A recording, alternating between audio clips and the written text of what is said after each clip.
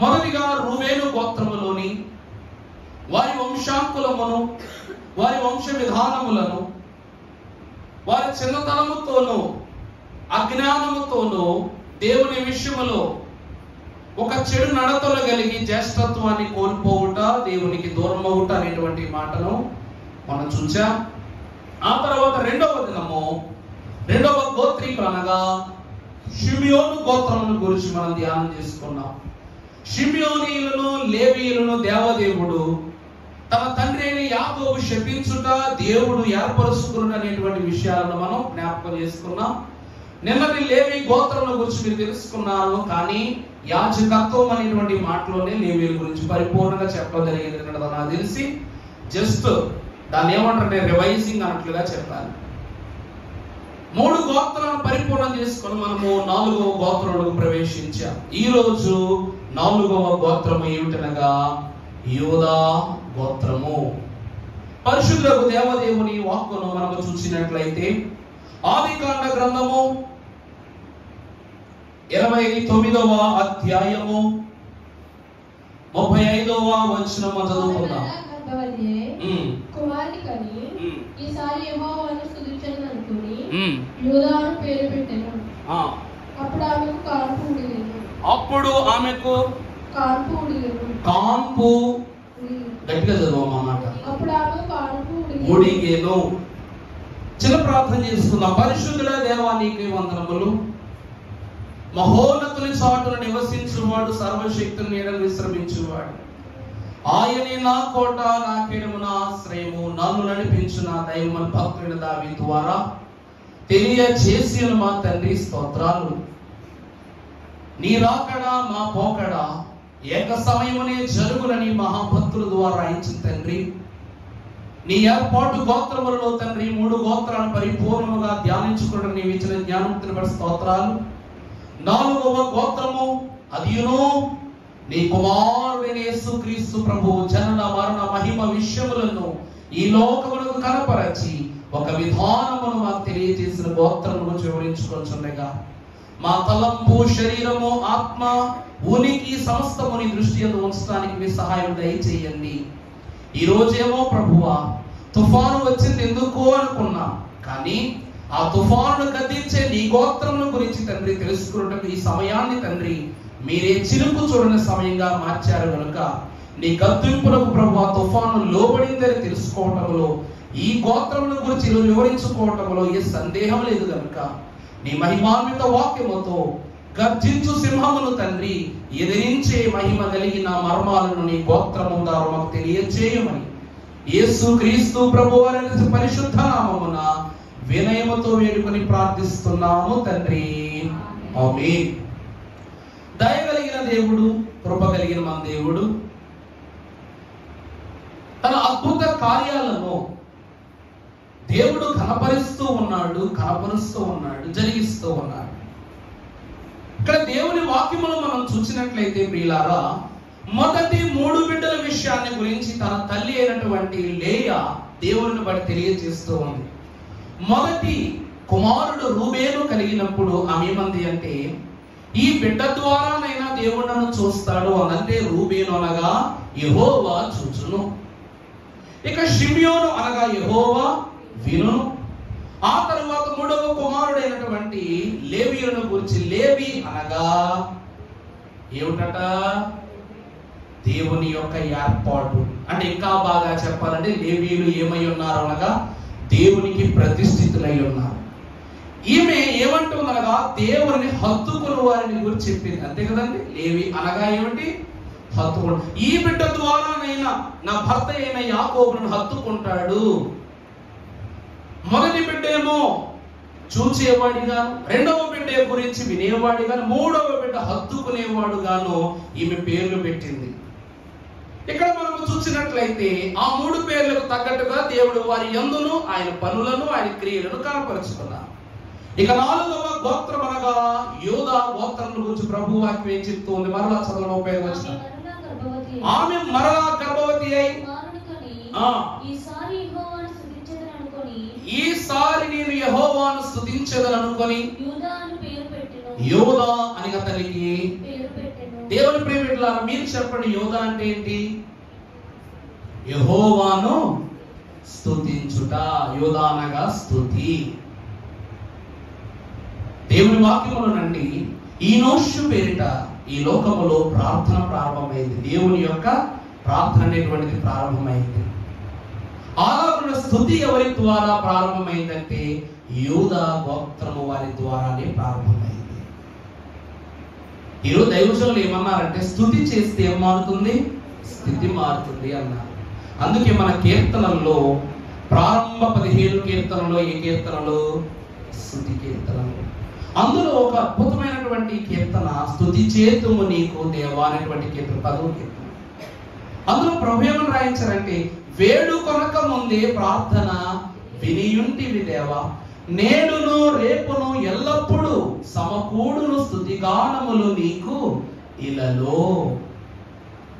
అంటే లేయా దేవుడిని ఎంత అద్భుతముగా స్తుతి చేస్తూ ఉన్నది అంటే, ఆమె మొరను, ఆమె విజ్ఞాపనను, ఆమె దృష్టిని దేవుని వైపు ఉంచినట్లే దేవుడు ఆమెను చూచారు, ఆమె మాట విన్నారు, ఆమెను హత్తుకున్నారు. ఇప్పుడు ఆయనను ఘనపరిచే కుమారుని, 4వ కుమారుని దేవుడు లేయాకిచ్చారు. ఇంకా ప్రత్యేకం ఏమంటే తెలుసా అండి, యోధా పుట్టిన తర్వాత అస్సలు కథ ప్రారంభమైంది.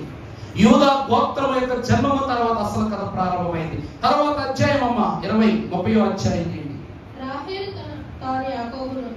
రాహేలు యాకోబు పిల్లలు కనకపోవడం చూసి తన అక్క యందు అసూయపడి యాకోబుతో నాకు గర్భఫలమును ఇవ్వు. దేవుని ప్రియమిట్లారా, దేవుని వాక్యం ఎంత ప్రసిద్ధిగాంచినటువంటి మాటలు చెప్తూ ఉంటుందంటే మనం అర్థం చేసుకోవాలంతే. ఇక్కడ తన భర్త తనను హత్తుకొనలేకపోయినా ఈమెకు బిడ్డలు ఉన్నారు. రాహేలు తన భర్తను హత్తుకుని ఉన్న ఈమెకి ఇంకా బిడ్డలు కావాల. 4 బిడ్డల తల్లి ఆమె. ఈమె ఒక్క బిడ్డకైనను ఇంకను తల్లి కాల. అందుకు ఈమె ఎవరి దగ్గరికి వచ్చి అడుగుతుందంటే యాకోబు ఎంతకు వచ్చి, నేను నా భర్త అయిన యాకోబునకు ఒక్క బిడ్డను కూడా ఇవ్వలేకపోయాని భర్త దగ్గరికి వచ్చి నాకు బిడ్డలు కావాలని అడిగినప్పుడు యాకోబు ఏమంటున్నాడమ్మా? రాహేలు మీద రగులు కొనగా అతడు నేను నీకు గర్భఫలము ఇయ్యకపోయినా దేవునికి ప్రతిగా ఉన్నానా అని అన్నాడు. అందుకని నా దాసి అయిన బిల్హా ఉన్నది కదా, ఆమెతో పొమ్ము, ఆమె నా కొరకు పిల్లలను కలుగు. ఆమె నా కొరకు ఏమి కలుగు? పిల్లలను కలుగు. అలాగే ఆమె వలన నాకును పిల్లలు కలుగుదని చెప్పి తన దాసి అయిన బిల్హాను అతనికి భార్యగా ఇచ్చాను. తర్వాత యాకోబు ఆమెతో పోగా బిల్హా గర్భవతి అయి యాకోబునకు కుమారుని కలుగు. అప్పుడు రాహేలు దేవుడు నాకు తీర్పు తీర్చెను. దేవుని ప్రియమిట్లారా, ఈమె భర్త దగ్గరికి వెళ్ళి బిడ్డలు కావాలని అడిగింది. యాకోబు అంటున్నాడు, నేను దేవుని విషయంలో అయినా వెనకబడ్డానా? నీకు అలా అనిపిస్తుందా అని అడిగాడు. నాకు అదంతా తెలియదు, నాకు బిడ్డలు కావాలంతే. నాకు అయినటువంటి లేయాకు 4 బిడ్డలు ఉన్నారు, నాకు ఒక్క బిడ్డ కూడా లేదు. నాకు బిడ్డలు కావాల్సిందే అని కడాకడిగా చెప్పేసరికి అప్పుడు వెంటనే యాకోబు, మరి నన్ను ఏం చేయమంటావంటే, ఆమె దాసిని తీసుకుని వచ్చి, బిల్హాను తీసుకుని వచ్చి అతని చేతిలో పెట్టి ఏమంటుంది, నీవు ఈమెతో బిడ్డలు కాదు, నా బిడ్డలు నా బిడ్డలు అవుతారు. ఏమండి, వేరే వాళ్ళ బిడ్డలు మన బిడ్డలు అవుతారా? దత్తత తీసుకున్నా, ఎంత ప్రేమగా చూసుకున్నా, ఒక తల్లి తన నిజమైనటువంటి తన గర్భము తెచ్చుకుని వచ్చిన బిడ్డకి ఇవ్వగలిగే ప్రేమ ఎక్కడి నుంచో దత్తత చేసుకోవడం ద్వారా వచ్చేటువంటి ప్రేమ ఒకటేనా? ఒకటి కాదు. దేవుని వాక్యము యొద్దకు నిలిచి వచ్చిన వారు అబ్రహాము శారా జీవితంలో కూడా అంతే. స్వయంగా హాగరును అబ్రహాము యొద్దకు తీసుకొని వచ్చి ఈమెతోను బిడ్డలను కను అని ఆమె ఉంది. కన్న తర్వాత ఎప్పుడైతే ఇష్మాయిలు కలిగాడో ఆ తర్వాత హాగరును ఆమె హింసించి ఆమె బిడ్డతో సహా బయటికి గెంటేసింది. ఎప్పుడైతే ఈమెకు యోసేపు బెంజమిన్ కలిగారు, బెన్యామిన్ కలిగారు, ఇద్దరు ఇంగ్లీష్ లో బెంజమిన్ అంటాం, బెన్యామిన్ గోత్రాన్ని ఇంగ్లీష్ లో ఏమంటాం? బెంజమిన్ అంటాం, బెంజమిన్ ట్రైబ్స్ అంటాం. వీళ్ళిద్దరు ఎప్పుడైతే కలిగారో అప్పుడు తర్వాత బిల్హా బిడ్డలు దీనికి అవసరం లేదు. ఈమెమంటుంది అంటే ఈ బిడ్డలు నాకేంటంటే ఈ పుట్టిన బిడ్డ నాకేం తీరుస్తాడంటే బిడ్డ ద్వారా యెహోవా నాకు తీర్పు తీర్చును అంటుంది. ఇప్పుడు కాసేపు ఈ విషయాన్ని మనం ప్రక్కన పెట్టినట్లయితే ఈమె 4వ కుమారుడు లేయా యొక్క 4వ సంతతి అయిన యూదా అన్న మాటకు అర్థం ఏమిటి అనగా స్తుతి. దేవుని వాక్యములో మనం చూసినప్పుడు పరిశుద్ధ లేఖన భాగముల నుండి కీర్తనల గ్రంథము 33వ అధ్యాయము ప్రారంభంలో మనం ఒకసారి చదువుకున్నప్పుడు నీతిమంతులారా యెహోవాను బట్టి ఆనందగానము చేయుడి, స్తుతి చేయుట యథార్థవంతులకు శోభస్కరము. చాలా దేవుని వాక్యము సెలవిస్తూ ఉన్నది స్తుతి చేయుట నీతిమంతులకు ఏమిటి అనగా శోభస్కరమైన సంగతి. యూదా అని ఈ గోత్రీకుడు అనగా యూదా అనేటువంటి ఈ గోత్రము స్తుతి చేసే గోత్రంగా కనబడుతూ ఉంది. దేవుని వాక్యమును బట్టి చూసినట్లయితే అన్ని గోత్రాల కన్నా ఆశీర్వాదకరమైన గోత్రముగా దేవదేవుడే తన కుమారుని ఈ లోకానికి పంపించటానికి కోరుకున్న గోత్రంగా ఈ గోత్రం ఎందుకు కనబడుతుంది అంటే ప్రియులారా, వీరు స్తుతి చేసే స్థితిలో ఉన్నారు కాబట్టి వీరు నీతిమంతులు. ఈ నీతిమంతుల చేసిన స్తుతి వారి వంశావళులకు ఏమిస్తూ ఉన్నదంటే శోభస్కరమైన స్థితిని ఇస్తూ ఉంది. మరొక మాట కూడా మీకు చూపిస్తా పరిశుద్ధ గ్రంథములో నుండి మహాభక్తులైనటువంటి మోషే 37వ అధ్యాయములో 26వ వచనంలో ఒక మాట చూపిస్తూ ఉన్నారు. అప్పుడు యూదా మన సహోదరుని చంపి వారి మరణమును దాచిపెట్టినందువలన ఏమి ప్రయోజనము? ఇష్మాయేలులకు వారి నమ్మివేయదము రండి. చాలా బాగా దేవుని ప్రేమలో స్తుతి చేసే వాళ్ళకు ఉండే అద్భుతమైన లక్షణాలు ఈ రోజు దేవుని వాక్యంలో మనం చూస్తే యోసేపును అన్నలందరూ కలిసి అమ్మేశారు కదా. అన్నలందరూ కలిసి ఏం చేస్తారు? అమ్మేశారు. అమ్మటానికి ముందు అన్నలు ఏమనుకున్నారంటే యోసేపును చంపేద్దాం అనుకున్నారు. ఇదే కదమ్మా అనుకుంది. దేవుడు అన్ని గోత్రాల వారికి దీవెనిచ్చాడు. అన్ని గోత్రాల వారిలో కూడా కొన్ని ఇచ్చుతచ్చులు ఉన్నాయి, తప్పులు ఉన్నాయి, శాపాలు ఉన్నాయి, అన్నీ ఉన్నాయి. కానీ వాటిని అధిగమించి దేవుళ్ళు పవిత్రపరచబడటానికి కొన్ని అద్భుతమైన కారణాలు ఉన్నాయి. అది ఏమిటి అంటే అన్ని గోత్రాల వారు యోసేపుని చంపేసి తండ్రికి తెలియకుండా ఇదిగో తమ్ముడు చచ్చిపోయాడు ఇలాగైందని ఒక అబద్ధం చెప్తామని అనుకుంటే యోదా గోత్రము వారు మాత్రమనగా ఏమంటూ ఉన్నారు అంటే మన తమ్ముడిని చంపి ఆ దోషం ఒడిగట్టుకుని తండ్రి దగ్గర ఈ తప్పును కప్పిపుస్తూ ఎంతకాలం బ్రతుకుతామన్నా మనం? మనకెందుకు? దారంతా పోతున్నారు కదా, వాళ్ళకి అమ్మేద్దాం. ఇప్పుడు చాపటమో దొప్పే అమ్మేటో దొప్పేనండు. కానీ పెద్ద తప్పును జరగకుండా యూదా గోత్రీకులు ఏం చేశారంట? మరి ఏమన్నా ఒక చూసి నేను చెప్తాను నా ఆవిడ చూస్తుంటారు. నా మాట వస్తే ఆవిడ మాట కూడా అందులో కలిపేసి లోపం చేసేస్తారన్నమాట. పెద్ద తప్పు జరగకుండా ఒక చిన్న తప్పుతోని ఈ పని నుండి మనం గట్టెక్కేద్దాం అని అనుకుంటున్నారన్న. దేవుని ప్రియబిడ్డలారా, తమ్ముడిని అమ్మటము అనేటువంటి పదము యూదా గోత్రంలో వచ్చింది కాబట్టి యేసు ప్రభువు కూడా అమ్మబడ్డారు. అర్థమవుతుందా అండి? అర్థమవుతుందా? ఇప్పుడు ఇస్కరియోతు యూదా ఏ గోత్రం వాడు? యూదా గోత్రమే కదా. ఇదే యూదా గోత్రీకుడు యోసేపును అమ్మి వేసినట్లుగా వాక్యంలో చూసాం. అదే యూదా గోత్రీకుడు, అదే యూదా గోత్ర సింహమైన యేసు క్రీస్తు ప్రభువును అమ్మి వేయటానికి కూడా క్రొత్త నిబంధనలు చూస్తాం. దేవుని ప్రియబిడ్డలారా, ఇస్కరియోతు యూదా కూడా ఏమనుకున్నాడు అంటే ఆ ప్రభువును శిక్షించి వదిలేస్తారు అని అనుకున్నాడు. కానీ వారి పథకం ఏంటి? ప్రభువును చంపివేయటం. అలాగే ఇక్కడ తన అన్నలైన వారి పథకం ఏమిటి అనగా యోసేపును చంపేయటం. కానీ యోదా ఏమంటున్నాడంటే ఈ పాపాన్ని మనం ఒడిగట్టుకోవద్దు. తండ్రి ఎదుట ఏదో ఒక రోజు నిజం తెలిస్తే, మనమే పని చేస్తామని తెలిస్తే అమ్మో మనము శిక్షార్హులం అవుతామని చెప్పి అమ్మేద్దాం, ఎక్కడున్నా వీడు బ్రతుకుతాడులే అని ఆ అబద్ధాన్ని, అనగా చేసే పనిని ఆపేసి అమ్మకానికి పెట్టేశారు. మనం చేసే పనులే తర్వాత ఎవరి దగ్గర వాళ్ళకి తగులుతాయి. దానికి ఇదే గొప్ప ఉదాహరణ. ఇలా అమ్మి వేయడంతో ఒక పొరపాటును అతను కలిగి ఉన్నాడు. పెద్దది కాకపోయినా ఒక పొరపాటు మాత్రం ఇతను కలిగి ఉన్నాడా లేదా? అందుకు గాను తర్వాత కరువు కాలం వచ్చేసింది. ఐగుప్తులో యోసేపు గారు ప్రధానమంత్రిగా ఉన్నప్పుడు అన్నలకు ఏమొచ్చింది? కరువు వచ్చేసింది. కరువు వచ్చేస్తే యోసేపు దగ్గరికి వెళ్ళారు వీళ్ళందరూ. వెళితే యోసేపు ఏమంటాడు తెలుసా? మీరందరూ వేగుల్లా ఉన్నారు అంటాడు ముందు. ఆ వెంటనే చూడాలి అన్నయ్య మన దగ్గర దాకా తీసుకుంటాడా? ఎవరు తీసుకోరు. ఎందుకంటే అప్పుడు మీకు నా దగ్గర ఏ స్థితి అయితే ఉందో దాన్ని మీరు లాగేసుకున్నారు. నా తండ్రి గౌరవాన్ని, ప్రేమను, ఒడంబడికలన్నింటినీ లాగేసుకున్నారు. ఇప్పుడు మాత్రం నేను మిమ్మల్ని వెంటనే ఎందుకు చేరనిస్తాను? ఇప్పుడు అతను ఒక గొప్ప హోదాలో ఉన్నాడు, పెట్టే స్థితిలో ఉన్నాడు, వీళ్ళు తినే స్థితిలో ఉన్నారు. అప్పుడు అన్నలైన వారు వెళ్ళినప్పుడు ఆ మాట అనగానే అందరూ బాధపడతారు, కానీ యోధ మాత్రం బాధపడతారు. కారణం ఏంటి చెప్పనా? చంపేస్తా ఉన్నా నేను అన్నలన్నా దాన్ని ఆపడం ద్వారా నేను మంచోడిని అయి ఉండొచ్చు, కానీ అమ్మకానికి నా తమ్ముడిని పెడదామని సలహా చెప్పడాన్ని బట్టి కూడా నేను దోషిని.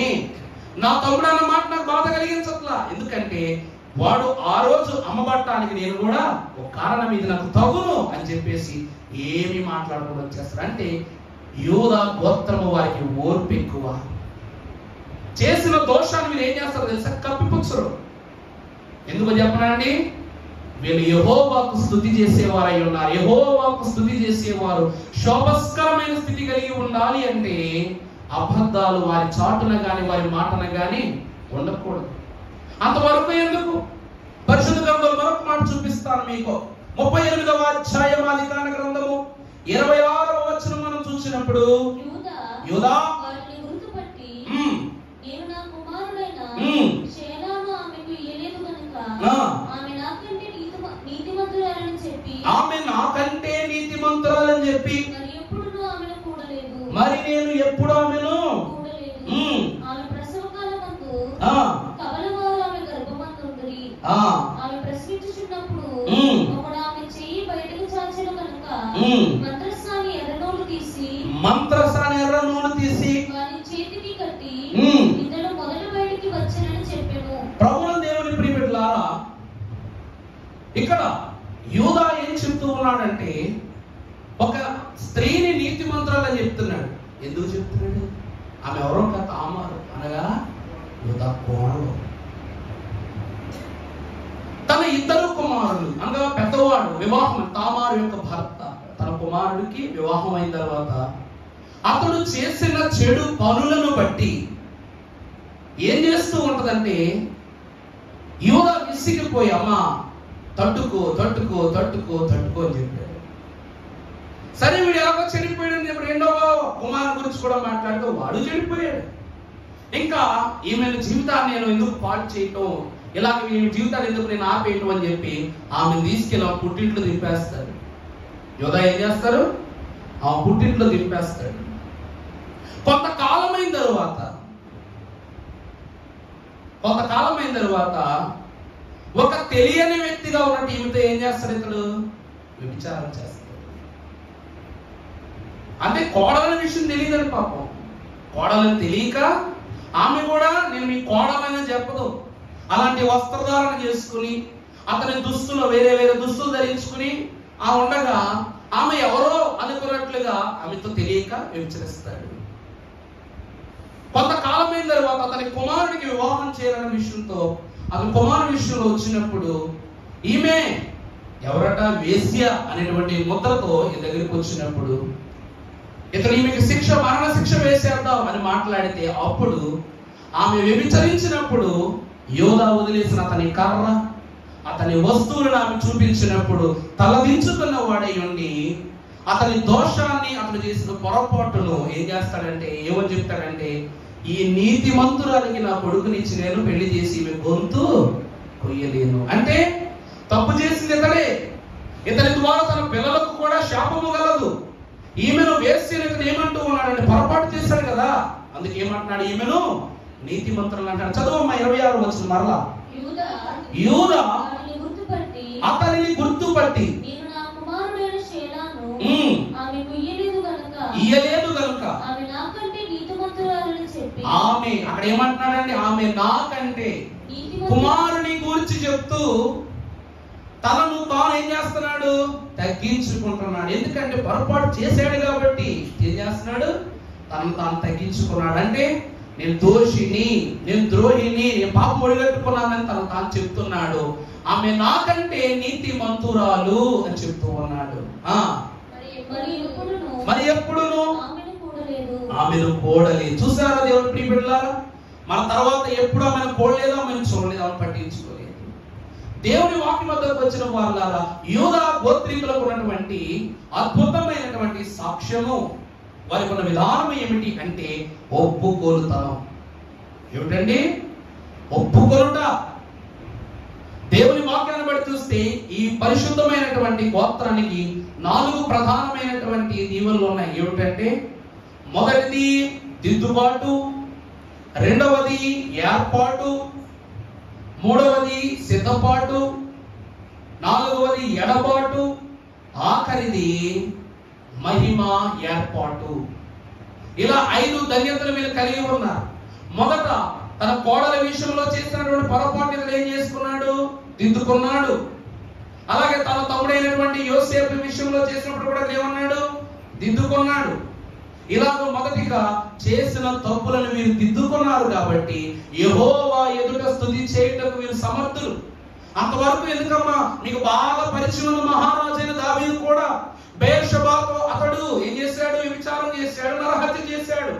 ఆ తరువాత రాజ్యము, సింహాసనము సమస్తం అతను ఏం చేస్తాయి? విడిచిపెట్టేటట్లుగా దేవుని ప్రేమనే కావాలనుకున్నట్లు చిరకాలం యెహోవా సన్నిధిలో అతడు నివాసం చేశాడు. అలాగే తన తప్పును దిద్దుకున్నాడు.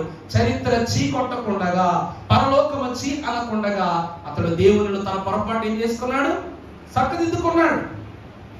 మొదటిది ఏమిటనగా యూదా గోత్రం కన్నా అలవాటు దిద్దుబాటు. ఇక రెండవదిగా మేము చూసినట్లయితే పరిశుద్ధ గ్రంథముల నుండి మహాగణుడు పరిశుద్ధుడు దేవదేవుడు తెలియజేస్తూ ఉన్నమాట. ఆదికాండం 49వ అధ్యాయము 13వ వచనము. జెబూలూను సముద్రపు 49వ అధ్యాయం 8వ వచనము. యూదా ఈ సహోదరులు నిన్ను స్తుతించెదరు, నీ సహోదరులు నిన్ను స్తుతించెదరు. నీ చెయ్యి నీ శత్రువుల మెడ మీద ఉండును, నీ చెయ్యి నీ శత్రువుల మెడ మీద ఉండును. నీ తండ్రి కుమారులు నీ ఎదుట సాగిలపడుదురు. నా కుమారుడా, నీవు పట్టిన దాన్ని తిరిగి వచ్చితివి. సింహము వలెను గర్జించు, ఆడు సింహము వలెను. అతడు కాళ్ళు ముడుచుకుని పండుకొనెను. అతని లేపువాడెవడు? షీలోహు వచ్చు వరకు యూదా యొద్ద నుండి దండము తొలగదు, అతని కాళ్ళ మధ్య నుండి రాజదండము తొలగదు. ప్రజలు అతనికి విధేయులై ఉందురు. ద్రాక్షవల్లికి తన గాడిదను, ఉత్తమ ద్రాక్షవల్లికి తన గాడిద పిల్లను కట్టి ద్రాక్షరసంలో తన బట్టలను, ద్రాక్షల రక్తంలో తన వస్త్రమును వదుకును. అతని కన్నులు ద్రాక్షరసము చేత ఎర్రగాను, అతని పళ్ళు పాల చేత తెల్లగాను ఉండును.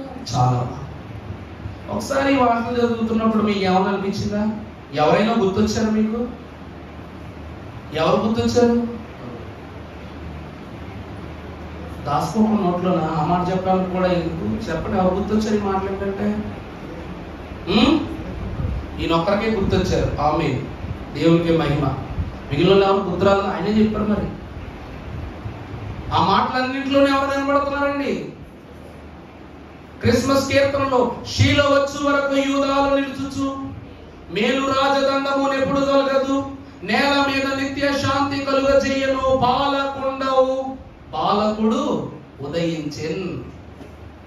అక్కడ ఉన్నటువంటి మాటలలో గాడిద మీద ఉత్తమమైన ద్రాక్షావల్లి ఎక్కుతుందట. అంటే ఎవరు? యేసు ప్రభు వారేగా. నిజమైన ద్రాక్షావల్లి నేనే అని ప్రభు అన్న. ద్రాక్షావల్లిని నేను, మీరు నాకేమై ఉన్నారు? తీగలై ఉన్నారు. దేవుడు ఎందుకు ప్రియపెట్టలారా? ఏ గోత్రానికి దేవుడు ఎంత గొప్ప ఆశీర్వాదం ఇవ్వాల? తండ్రి అయిన యాకోబు తన కుమారుడు 4వ కుమారుడైన యోదాకు ఇస్తున్నటువంటి ఆశీర్వాదం ఇది. అందరి ఆశీర్వాదాల కన్నా పెద్దదిను గొప్పది అయి ఉన్నది. అంటే ఇతని ఆశీర్వాదంలో మీకు ఏం కనబడుతుందంటే రాబోవు రక్షకుడైన యేసుక్రీస్తు ప్రభు వారి యొక్క జన్మ, జీవనము, సిలువ, మరణము, ఆరోహణము, రెండవ రాకడతో సహా ఈ ప్రవచన వాక్యంలో దేవుడు చూపించేశాడు. గోత్రం అంటే సర్వసాధారణమైనది కాదు. ఇంకా బాగా చెప్పాలంటే యూదా గోత్రానికి ఇంగ్లీష్ ఏమంటారు తెలుసా? రాయల్ ట్రైబ్ అంటారు. అంటే యూదా గోత్రం ఏముడు గోత్రం? రాజ కుటుంబం, అంతే కదండి. యూదులు ఎవరు? రాజులే కదా. అందుకే ద రాయల్ ట్రైబ్ అంటారు. అందుకే అంత అద్భుతమైన దీవెనలు కూడా వారికి ఇవ్వబడ్డాయి. ఎంత అద్భుతమైనటువంటి దీవెనలు ఇక్కడ ఇవ్వబడ్డవి అంటే, మొదటిగా వీరు దిద్దుకున్నారు, ఆ తర్వాత వీరు ఏర్పరచుకుంటూ ఉన్నారు. దేవునిలో వారిని వారు ఏం చేస్తూ ఉన్నారు? ఏర్పరచుకుంటూ ఉన్నారు. ఈ రోజు ఎంత గొప్ప రాజుని తీసుకోండి, వాళ్ళు విగ్రహారాధన చేసిన వాళ్ళైనా వాళ్ళైనా ఎవరైనా మనకు తెలియదు. కానీ బైబిల్ కాలంలో ఆహాబు, యెజ్బెల్ బయలుదేవతను పూజించకుండా పని ప్రారంభించేవాళ్ళు కాదు. బయలుదేవత పని జరిగించుకోండి. అసలు ఆమె పోరాడింది దేని గురించి? ఆ పోరాడింది విగ్రహం కోసమే. కానీ వాళ్ళ హక్కు, వాళ్ళ గౌరవం, వాళ్ళ ప్రతిష్ట, వాళ్ళ రాజులు కాబట్టి, అంతే కదమ్మా. ఆ హక్కు కోసం మా దేవుని కంటే గొప్ప ఎవరు లేరు. ఆయన గొప్పవాడు ఏంటంటే మేము గొప్పవాళ్ళు. ఆ ఎదురుగా చూసుకు వచ్చేసరికి దేవుని మహిమను గురించి లోకానికి తెలియదు. ఆ కాలంలో ఏలియా ద్వారా తెలిసింది. ఆఖరి క్షణము వరకు ఆమె పట్టు విడిచిపెట్టిందా? అంత పట్టుదల కలిగినటువంటి వారి రాజులైనటువంటి వారు. కానీ మనము పరలోక రాజైన ప్రభువు యొక్క వంశీకులము మనం. మరి అటువంటి మనకి ఇంకెంత పట్టుదల ఉండాలి? దేవుని వాక్యం బట్టి చూస్తే భక్తుడైన యాకోబు ఏమని అంటూ ఉన్నాడమ్మా? 26 చదువమ్మా మాట. యూదా ఇక్కడ దేవుని వాక్యం బట్టి చూస్తే యూదా అనగా స్తుతి. వీళ్ళు దేవుని స్తుతిస్తారా? చాలా సంతోషం. ఈ రోజు దైవజనులు ఏమన్నా తెలుసా? నువ్వు సృష్టికర్తకు లోబడితే సృష్టి నీకు లోబడద్ది. యూదా గోత్రికులైన వారు దేవునికి లోబడ్డారు కాబట్టి తన అన్నదమ్ములు ఎవరికి లోబడాలి? యూదా గోత్రానికి లోబడాలి. తర్వాత రాజుల యొక్క చెయ్యి ఎప్పుడు శత్రువుల మెడ మీద ఉంటుందా ఉండదా? దావీదు ఎన్ని కత్తులు చూశాడు, ఎన్ని యుద్ధాలు చేశాడు. ఒక్కరైనా దావీదును కత్తితో జయించగలిగారా? జయించలేదు. సొలొమోను జయించగలిగారా? జయించలా. మన ప్రభు అయిన యేసుక్రీస్తు ప్రభువు ఎవరైనా జయించగలిగారా? జయించలేదు. రేపు రెండవ రాకడలో వధువు సంఘమైన మనలను సాతాను జయించగలరా? జయించలేదు. ఎందుకంటే మనము దేవుని వాక్యం అనే ఖడ్గం చేత పట్టుకున్నాం కాబట్టి. మనం ఎవ్వరము అనగా శత్రువు మెడ మీద కత్తి పెట్టేవాళ్ళం. ఈ రోజు సాతాను అనే శత్రువు. అందుకే అయ్యగారు ఏమని రాశారు? శత్రువులు గెలవగలరా మనలన్నేడు? శత్రువులు గెలవగలరా? శత్రువులు యెహోవాను శపించునప్పుడు స్తోత్రించుడి దేవుని అన్నారు. దేవుని ప్రియబిడ్డలారా, మనం ఎవరు అనగా శత్రువుల పీక మీద కత్తి పెట్టేవారు. తర్వాత ఏంటమ్మా? నీ తండ్రి కుమారులు నీ ఎదుట సాగిలపడుతూ. దేవుని ప్రియబిడ్డలారా, ఈ లోకంలో దావీదు చిన్నోడా పెద్దోడా? తన కుటుంబంలో అంటే అందరూ కలిసినాడు కదా. మరి తన అన్నలైన వాళ్ళందరూ దావీదుకు లోబడ్డారు లేదా? అక్కడికి ఆ తర్వాత చూసినట్లయితే యేసు ప్రభు వారు చిన్నవాళ్ళ పెద్దోళ్ళ. శిష్యులందరికన్నా ప్రభువే చిన్న ఆయన. కానీ శిష్యులందరూ ప్రార్థనలో గాని, భక్తిలో గాని, యుక్తిలో గాని, జ్ఞానములో గాని, పనులలో గాని మన ముందున్న పితరుల కంటే మనం పెద్దోళ్ళమా? చిన్నోళ్ళమే. కానీ ప్రభు ఏమన్నారు తెలుసా? పెండ్లి విందునందు వధువు పీఠము నీ చెంత నుండు. పెండ్లి విందునందు వధువు పీఠము నీ చెంత నుండు. రక్షకానా వందనాలు, శ్రీ రక్షకానా వందనాలు. కుడివైపున దొంగ, ప్రభువా నేను నీతో వస్తాను, నన్ను నీ లోకానికి తీసుకెళ్ళని జ్ఞాపకం, నేడు నీవు నాతో పరదేశంలో ఉంటావని ప్రభువు తనను తీసుకెళ్లి పరదేశంలో పెట్టారు. కానీ మనం అడగకుండానే ప్రభు మనం ఎక్కడ పెడతారంట? పెండ్లి విందులో వధువు పీఠం ఎక్కడ ఉంటదంట? ఆయన చెంత, ఆయన ప్రక్కన. ఆయన కుడి పార్శ్వము మీద మనం ఏం చేస్తాం? కూర్చుండే వారమై ఉంటాం. చిన్నవారు చింతలేని వారంటే ఇప్పుడు చిన్నవాళ్ళు ఎవరంటండి? చింతలేని వాళ్ళు అంటారు. బైబిల్ మిషన్ అన్నిటికన్నా ఈ లోకంలో చిన్న మిషన్ చిచి అనబడుకున్న మిషన్. చిచి అంటే ఏంటి? చివరి మిషన్. చాలా సంతోషం. అలాగే బాయ్ బాయ్ మిషన్ అంటారు. ఏ మిషన్ ఉంది? బాయ్ బాయ్ మిషన్ అంటే బయలుపడిన బైబిల్ మిషన్. ఈ లోకంలో చిచ్చి అనుకున్నంత కాలం చిచ్చి అనిపించుకుంటాం, కానీ ఆఖరి వాళ్ళం కదా. యూసేపు లాగా మనల్ని తిడతారు, ప్రభువును దూషించండి, మన వారే మనం దూషిస్తారు, కానీ ఆఖరికి మనమే ఈ లోకానికి ఏమవుతామంట? ఆధారం అయిపోతాం. ఆపండి ఆపండి, ఆగమని చెప్పండి, ప్రభువు రుణమని చెప్పండి అని మన దగ్గరికి వచ్చి లోకం. ఇది గొప్ప కాదమ్మా, గౌరవం. ఇదేంటి చెప్పండి? గౌరవం. అలాగునని దేవుని వాక్యాన్ని బట్టి చూసినప్పుడు ప్రభు ఏమంటున్నారంటే, నీ తమ్ముళ్ళు అన్నలు అంతా నీ సహోదరులంతా నీకు ఏమైపోతారు? దాసులు. తర్వాత చదువుతారు. యూదా కొదమ సింహము, నా కుమారుడా నీవు పట్టిన దానిని తినివచ్చితివి. అమ్మా, నువ్వు పట్టిన దానినే తినివచ్చితివి. సింహము వలెను, గర్జించు ఆడు సింహము వలెను, ఆడు సింహము వలెను. అతడు కాళ్ళు ముడుచుకొని పండుకొనెను. అతడు కాళ్ళు ముడుచుకొని పండుకొనెను. అతని లేపువాడు ఎవడు? అతని లేపువాడు ఎవడు? దేవుని ప్రియబిడ్డలారా, రెండవ రాకడ తరువాత కొదమ సింహము అనగా యేసుక్రీస్తు ప్రభువే. యూదా గోత్రపు కొదమ సింహం ప్రభువే కదండి. ఆయన రెండవ రాకడ కొరకు పరలోకములో విజ్ఞాపన చేస్తూ ఉన్నారు. ఆయన ఏం చేస్తున్నారమ్మా? తండ్రి పిలుపు. ఆయన లేపు వారెవరు? వెళ్ళు సంఘాన్ని తీసుకురా ఒకనొక సమయాన్ని తండ్రి చెప్పాలి. ఎందుకంటే ఎప్పుడు వెళ్ళాలో. ఈరోజు పొద్దున్నే మన పిల్లల సంగతి చూడండి. ఇంజనీరింగ్ చదువుతున్నా, అరే లేవరా, మంచం నుంచి లేవరా, టైం అవుతుందిరా, కాలేజ్ టైం అవుతుందిరా, స్కూల్ టైం అవుతుందిరా, ఆఫీసు కూడా టైం అవుతుందిరా అని ఎవరు చెప్తారంట? తల్లిదండ్రులే చెప్తారు. మనం ఎంత భరోసాతో పడుకుంటాం తెలుసా? అలారం మోగకపోయినా మా అమ్మ వచ్చిన లేపుద్ది, మా నాన్న వచ్చిన గద్దిస్తాడు. వాళ్ళే నా టైము, వాళ్ళు ఎప్పుడు చెప్తే అప్పుడే లేవడం, అప్పుడే సిద్ధపడటం. అలాగే యేసు ప్రభు వారు కూడా వచ్చే సమయమును గురించి ఆయనకు అక్కర్లేదు, వెళ్ళబోయే ప్రయాణం ఆయనకు అక్కర్లేదు. ఎందుకు అంటే నా తండ్రి నిర్ణయించిన సమయము సరి అయిన సమయము. ఎందుకంటే కాలములు సమయములు యెహోవా స్వాధీనమునందున్నవని భక్తుడైన సొలొమోను ప్రసంగి గ్రంథంలో రాసి ఉన్నారు. అట్టి కాలము వచ్చుచున్నది, అట్టి సమయము సమీపించుచున్నది కనుక ఆ సమయము కొరకు ప్రభు ప్రేమలో ఉన్నారు, విజ్ఞాపనలో ఉన్నారు, అనగా మన కొరకు కనిపెడుతూ ఉన్నారు. అందుకే నాకు కనబడదు, నాతో మాట్లాడమని అయ్యగారు మనకి ఈ గొప్ప స్తోత్రాన్ని మనకు తెలియజేశారు. అలా కనిపెట్టుకొనుచున్న ప్రభు ఎవరిని ఆయన పిలవగలరు అంటే ఎవరు పిలవగలరు ఈ లోకంలో? ప్రభు రా రా మనం పిలుస్తాం, కానీ తండ్రి పిలువ ఎప్పుడు కనబడద్దో అప్పుడే లేచి వస్తారు. అక్కడి సింహంలో వచ్చేస్తారు సైన్యాన్ని తీసుకొని. తర్వాత ఏంటమ్మా? షీలోహు వచ్చు వరకు యూదా యొద్ద నుండి కంఠము తొలగదు. చాలండి. దేవుని ప్రియబిడ్డలారా, దేవుని వాక్యం చాలా ప్రత్యేకం. యూదా గోత్రం ఎంత గొప్పగా ఉంది అని చెప్పడానికి ఈ లోకంలో అద్భుతమైనటువంటి మర్మాన్ని తెలియజేసిన మాట ఈ షీలోహు. పరిశుద్ధ లేఖన భాగంలో మనం ఒకసారి చూసినట్లయితే సంఖ్యాకాండము 2వ అధ్యాయము 3వ వచనమును మనం ఒక్కసారి జ్ఞాపకం చేసుకుందాం. సూర్యుడు ఉదయించు తూర్పు దిక్కున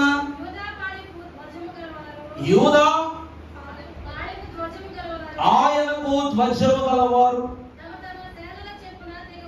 తమ తమ సేనల చొప్పున దిగవలెను.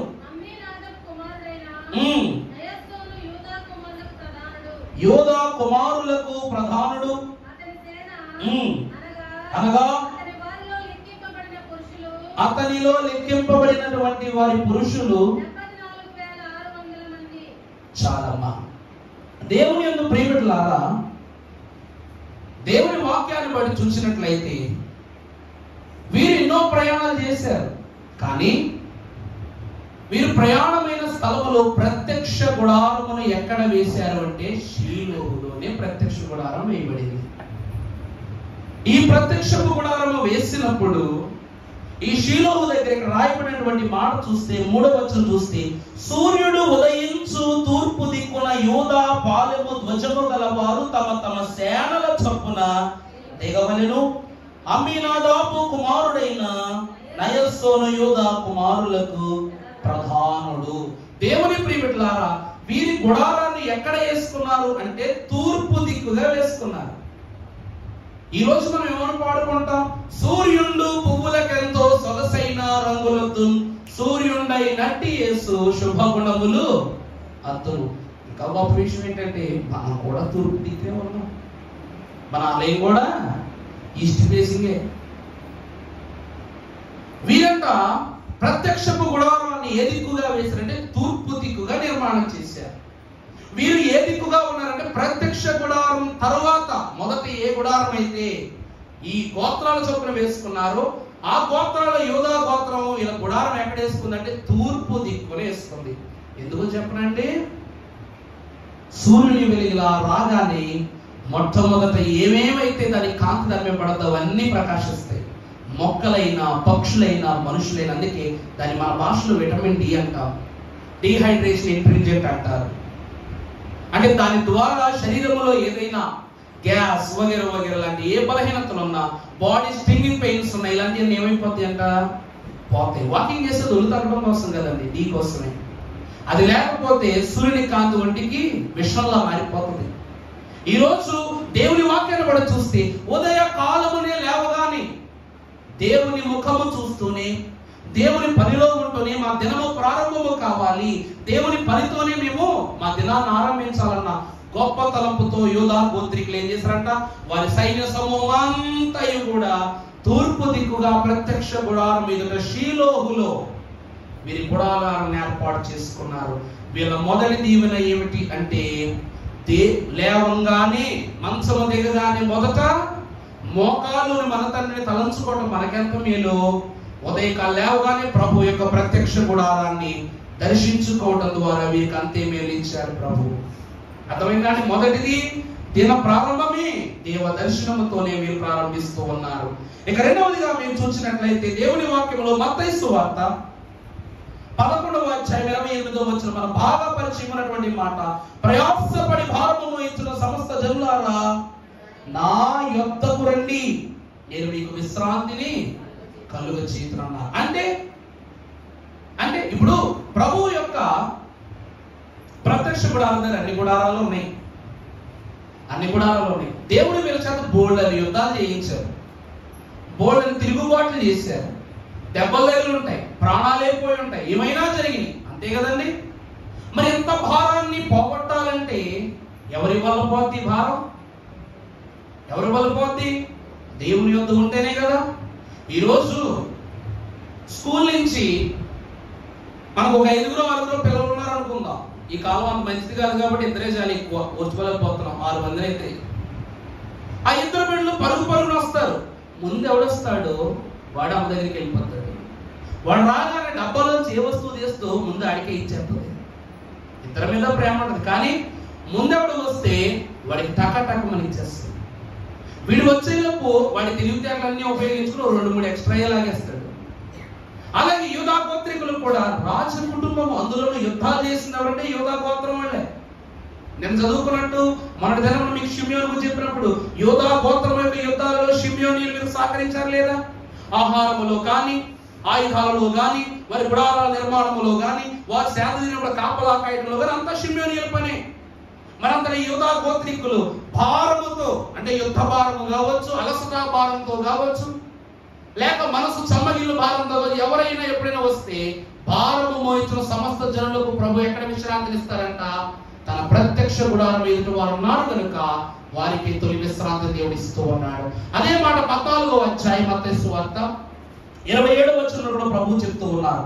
వెంటనే యేసు ధైర్యము తెచ్చుకొనుడి, నేనే, భయపడకూడని వారితో చెప్పగా పేతురు ప్రభువా నీవే అయితే నీళ్ళ మీద నడిచి నీ యొద్దకు వచ్చుటకు నాకు సెలవిమ్మని ఆయనతో అనెను. ప్రభునందు ప్రియులారా, ఇక్కడ మనకి ఈరోజు జరుగుతున్న పరిస్థితి, పొద్దున్నుంచి వచ్చిన తుఫానికి ఇల్లు దాటాలంటే విపరీతమైనటువంటి చికాకు. బయట అడుగు పెట్టగలిగామా? పోనీ అన్నీ తీసుకోండి. టిఫిన్కి వెళ్దామని లేచానండి పొద్దున్న 8 గంటలకి. అంటే రెడీ అయిపోయింది, 8 గంటలకు బొబ్బులు లేవలేదులే.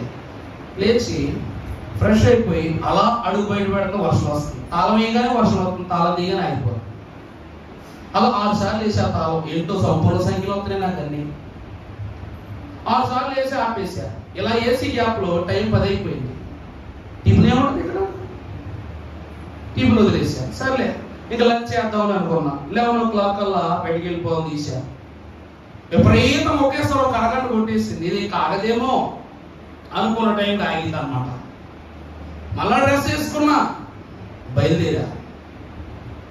బయలుదేరేసరికి బండి అంతా తడిసిపోయింది కదా, వేసుకున్న ప్యాంట్ కూడా తడిసిపోతుంది కూర్చున్నప్పుడు అని దాని మీద క్లాత్ ఏర్పాటు చేసుకుని మళ్ళీ తాను తీసి లోపలికి వచ్చి క్లాత్ తీసి బయటకు వచ్చి ఇలా భుజం మీద వేసుకున్నా. మళ్ళీ వచ్చేసి మళ్ళీ ఇంకో 4 సార్లు ఆడుకుంది. ఇదంతా కాదులే బాబు అనుకున్న టైంకి తిరిగి 2:30కు వచ్చారండి బయటికి. దేవుడు నిజంగా కరుణించండి. అప్పుడు వెళ్ళి తెచ్చుకునే గ్యాప్లో కరెక్ట్గా మనం ఇందులోకి ఎంటర్ అవుతారని మళ్ళా మొదలైపోయింది. ప్రభువా, ఒక భోజనం విషయంలో నాకు ఇంత అడుగున్నదే ఈ ప్రకృతి. సాయంకాలం ప్రార్థన అసలు వస్తారా రారా మా వాళ్ళు ఇంత సిద్ధపడిపోతున్నాం కానీ ఎవరు చెప్పను. నువ్వు అన్నట్లుగా గోడలకు చెవులు ప్రియులారా అన్నప్పుడు గోడలు చెప్తాం సంతోషమే, కానీ అవి నా సంఘంలాగా స్పందించే తలపు సంఘానికే కదా ఆయన నువ్వు ఇచ్చా. మరి వాళ్ళు వస్తారా రారా అనుకున్నాం. కాబట్టి దయ్యమ్మ గారిని కూడా అడగండి. దయ్యమ్మ గారు కుర్చీలు వేస్తుంటే నేను అన్నాను, వర్షం ఎక్కువ వస్తే వస్తారా రారని అన్నా లేదంటే అన్న అవుతూ కూడా అన్నా. కానీ యథావిధిగా వర్షం అయిపోయింది. పేతురు వలె ధోనిలో ఉన్న సంఘం వలనగా శిష్యుల వలె ప్రభువును బట్టి భయపడుతూ తుఫానికి ఏమైపోతూ ఉన్నామంటే భయభ్రాంతులం అయిపోయాం. ప్రభు ఎప్పుడైతే వచ్చారో వెంటనే తుఫాన్ ఏమైపోయింది? గద్దించడం మానేసింది. అలలు ఎగిసిపట్టడం ఆగిపోయింది, అన్ని ఆగిపోయినాయి. అప్పుడు ప్రభు అన్నాడు, పేతురు ప్రభువా నువ్వేనా? అలాగే మనం కూడా ఈరోజు ప్రభు కొదమ సింహం కదా గర్జించుంటారు మేఘాలని. ఆ మేఘ గర్జనల కన్నా మన ప్రభు గర్జన ఘనమైనది, గొప్పది. కాబట్టి ప్రభు కామం అనగానే నా గోత్రాన్ని గురించి నా బిడ్డలు మాట్లాడుకుంటారు. ఈరోజు నువ్వు ఆ ఆటంకం కలిగించడానికి ఏం లేదు అని ప్రభు ఒక్క వేలెత్తి చూపుడు వేలు చూపించుంటారు. ఆగిపోయింది తుఫాను. బయట చుక్కలు పడుతున్న సౌండ్ అవుతుందా? మనకి రావట్లా. దేవుని ప్రియబిడ్డలారా, అప్పుడు పేతురు సంఘము వలె నడుచుకుంటూ ప్రభు యొద్దకు వెళ్ళారు. అలాగే మనము కూడా మన గృహాల్లోని దేవుని యొద్దకు వచ్చాం. దేవుని సంఘమైన వారులారా, అది ప్రయాసపడి భారము మోయించున్న సమస్త జనులకు తన సన్నిధిలో విశ్రాంతినిచ్చుట. ఈరోజు కొంతమందికి, అందరికి వచ్చిన వాళ్ళందరికీ ఒకటే కలుతుంటది, నాయన 17 రోజులు అర్థం లేకుండా వెళ్ళిపోయాం ప్రభువా. టీవీలోనేమో 2 రోజులు 3 రోజులు తుఫాన్ అంటున్నారు. అసలు వెళ్ళగలమా? ఇజ్రాయేల్ గారు 5 రోజులు అన్నారు. మరి 5 రోజుల పరిస్థితి అసలు మొదలై ఈ రోజు కాబట్టి వెళ్ళగలమా? ఆగిపోతాం అనుకుంటామా? అనుకోండి, మనసులో ఉంటుందా భారం? మీకు కలిగిన భారమే నాకును, నాకు కలిగిన భారమే మీకును కలిగి ఉన్నాం. అలా సంఘములు మనం ఉన్నాం. కానీ ప్రభువే స్వయముగా ఆయన చేతిని అడ్డు పెట్టి ఆయన పని జరగకుండా ఆపి ప్రతి యత్నాన్ని ప్రభు దూరపరిచారు. భారము మోస్తున్న మన జనులకు ఆయన తన సన్నిధిలో ఈ సమయాన్ని ఏమిస్తున్నారు? విశ్రాంతినిస్తూ ఉన్నారు. మొదటి దీవెన ఏమిటి అనగా, భారాన్ని దించే అంతస్తులో యోధా గోత్రికులకి మొదటి దీవెన అని మీకు తెలియజేస్తున్నా. ఇక రెండవది మీరు చూసినట్లయితే 10వ అధ్యాయము సంఖ్యాకాండము 14వ వచనమును మనం చూసినట్లయితే, యూదీయులు పాళెము ధ్వజము వారి సేనల చొప్పున ముందర సాగెను. అమ్మీనాదాబు కుమారుడైన యెహోషును అధిపతి,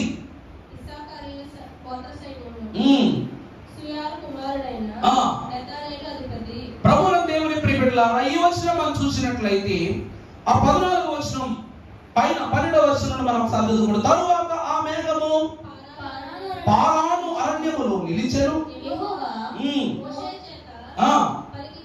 పలికించిన మాటలను బట్టి వారి ఎదుట ప్రయాణము చేసి యూదీయుల పాళెము ధ్వజము వారి సేనల చొప్పున ముందర సాగి. దేవుని ప్రియబిడ్డలారా, ఐగుప్తు దేశములో నుండి దేవుడు కనానుకు నడిపించాలని చెప్పినప్పుడు వెంటనే ముందొచ్చి నిలబడింది ఏ గోత్రం అంట?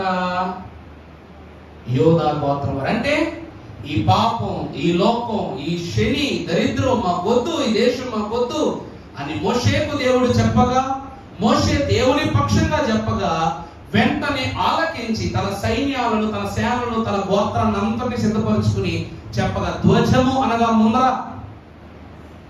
అంటే ఆ ఐగుప్తు దేశపు కొన దగ్గర మొట్టమొదట మేమే బయలుదేరిపోతాము నుంచి నిలబడ్డారు. వీళ్ళకు ఉన్నటువంటి గొప్ప అలవాటు చెప్పన ఏర్పాటు. అందుకే అయ్యగారు ఏమన్నారు? అయ్యగారు ఏమన్నారు చెప్పండి? ప్రభు ఎప్పుడు వస్తారో తెలియదు, కానీ ఎప్పుడు వచ్చినా నువ్వేమై ఉండాలి? నేనే ముందెళ్ళిపోవాలి, నేనే ముందెళ్ళిపోవాలి. అందుకే అయ్యగారు ఏమన్నారు? ఈ కీర్తన నాకే నాకే అని ఎవరు కుందరో వారికే చెల్లును. అలాగే రెండవ రాకడలో కూడా నా ప్రభుతో ప్రయాణము మొదట నాకే నాకే అని ఎవరు అనుకుంటారో వారికే చెల్లుతుంది. ప్రయాణములో వీరు ముందున్నారు. రామశేషు నుంచి మొదలు పెట్టిన తొలి ప్రయాణంలో ఫస్ట్ వీరే. దేవుని ప్రత్యక్ష గుడారం షీలోహులో వేసినప్పుడు మొదలు ఉన్నది వీరే. అక్కడ సిద్ధపాటు, ఇక్కడ ఏర్పాటు జరిగిందా లేదా? దేవుడు అనగా ముందు వెళ్ళాలని తలంపు, దేవుని యొద్దకు తొందరగా నేనే వెళ్ళాలనే తలంపు. ఈ రోజులో ప్రభువా నన్ను తీసుకో అంటాం కాదు. నిన్ను మిగిల్చాడు దేవుడు అంటే నీతో చాలా పని ఉందని లోకంలో. ప్రతి క్షణము ప్రత్యేకమే, ప్రతి దినము ప్రత్యేకమే, ప్రతి విషయములోనూ దేవునికి నీకు ప్రత్యేకమైనటువంటి బాంధవ్యం ఏర్పడి ఉన్నదని మాత్రం మర్చిపోవద్దు. దేవుడేమి తీరిక లేకో పని లేకో సర్లే అందరినీ లభించేసుకుంటాంలే అని దేవుడి లోకంలో మనుషులను ఉంచడండి. మనకంటే ముందు వెళ్ళిపోయిన వాళ్ళు నీతిమంతులు కాదు, మనకంటే వెనక వెళ్ళే వాళ్ళు నీతిమంతులు కాదు. ముందు వెళ్ళిపోయారు కదా అని చెప్పేసి వాళ్ళు మంచోళ్ళని వెనక వెళుతున్నారు, పాపులకు ఒక రోజు ఉంటుంది, వాళ్ళందరినీ దేవుడు ఎక్కువ కాలం ఈ లోకంలో తీసుకెళ్తారని ఎవరు చెప్పారు ఆ మాటలని? మీకు ఆ మాటలు ఎవరు నమ్మొద్దమ్మా. మరి యేసుక్రీస్తు ప్రభు అంత మంచి నీతిమంతుడు, ఆయన 33.5 సంవత్సరాలు బ్రతికారు. ఆయన తలుచుకుంటే, ఆయన తప్పించుకోవాలనుకుంటే 1000 ఏళ్ళు కూడా ప్రభు బ్రతుకుతుడు. మరి అంతకాలము ఆదాము పాపములో పడిన తర్వాత తన 2 కుమారుల విషయంలో ప్రభువు, ఒక కుమారుడు హతమారినప్పుడు ప్రభువుని అడగలేదు, ఒక కుమారునికి దేశదెమ్మని తిరిగి ప్రభు శపించినప్పుడు అడగలేదు. అడగకుండా నా ప్రభు ఏది చేసినా నీతి. మరి అతను కూడా నీతిమంతుడేగా ఆదాము. అతనికి ఏమైనా దౌర్భాగ్యం చావచ్చిందా? ఎలా పుట్టాడు అలాగే చనిపోయాడు. ఎవరు చంపలేదు, ఎవరి చేత చంపబడలేదు, ఎటువంటి హీనమైనటువంటి స్థితి అన్న కలగలేదు. నీతిమంతులే. కానీ సమయము, ఆది నరులకు ఒక సమయము, రక్షణకర్త ప్రభువుకు ఒక సమయము, సంఘమునకు ఒక సమయము. దేవుడు సమయాన్ని ఎందుకు ఇస్తూ ఉన్నారు అంటే ఆ సమయమున మనము ఏర్పాటు చేయబడాలి. హిజ్కియా మహాభక్తులు దేవుడు వచ్చేయమన్నప్పుడు అక్కడ వచ్చేసాడా? ఇంకా సమయాన్ని అడిగాడు. కారణం ఏంటంటే, నాయన నీవు తృప్తి పొందు రీతిగా నేను నీ యందు తృప్తి పొందలేదు, అందును బట్టి నాకు సమయం ఇవ్వాల్సిందేనని ప్రభు ఎదుట పట్టు కూర్చున్నాడు. ప్రభు సమయాన్ని, ఎందుకంటే ప్రభువుకు తెలుసు, ప్రభువు ఊరకనే వచ్చేయమనలేదండి. అతడు ఈ విషయంలో నా యందు ఏ ఆలోచన కలిగి ఉంటాడు, ఏ నిర్ణయం తీసుకుంటాడు, మంచిది తీసుకుంటాడు చెడ్డది తీసుకుంటాడు పరీక్షిస్తాడు ప్రభు. నిజమా కాదు? ప్రభువుకు తెలీదా? హిజ్కియాకి 15 ఏళ్ళ ఆయుష్ ప్రత్యేకంగా దేవుడు ఇచ్చాడు అనుకున్నారా? ప్రభు ఇచ్చిన సమయం 15 ఏళ్లతో కలిపే. కానీ పరీక్ష విషయంలో అతడు నెగ్గడా, నా యందు నిలబడ్డా, పిలిచాను కదా అని చెప్పేసి కాస్తో పాపం సర్లే ప్రభు పిలిచాడు కదా వెళ్ళిపోదాంలే అన్నట్లుగా హిజ్కియా ఉండలేదు. ఒకవేళ ఉంటే ప్రభు నిజంగా పరలోకంలో శాంతి ఉండదు. దేవుని ప్రియబిడ్డలారా, షీలోహు అనగా శాంతి సమాధానం. షీలో వచ్చు వరకు యూదాలో నిలచుచు. షీలోహు అనగా శాంతియు సమాధానం. భారము మోయించిన సమస్త జనులకు విశ్రాంతినిచ్చేమో ఇచ్చే స్థలం ఏ స్థలం అండి? శాంతి కలిగిన స్థలం. అందుకే ప్రభు ఎవరు? శాంతి సమాధానాధిపతి, శాంతములో ప్రశాంత నిధి, శాంతి సమాధానాధిపతి,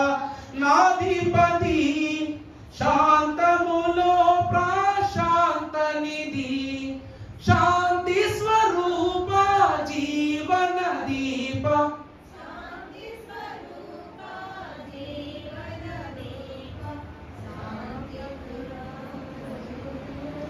సిల్వదరా పాపహర,